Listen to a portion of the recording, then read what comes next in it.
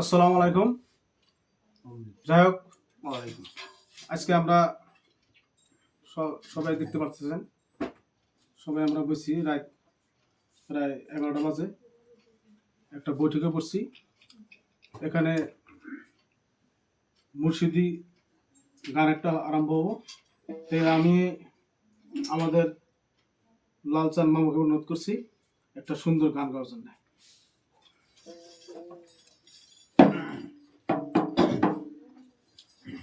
আরে অমৃত ম্যাগের অনুরোধ করছে কারা আর আপনি উড়াইলেন যে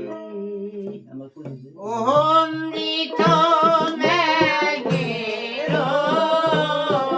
বাড়ি মুখের কথাই কি মিলে রে সাধু অভাব না হলে রে সাধু অভাব না হলে সাধু পাখির নিধান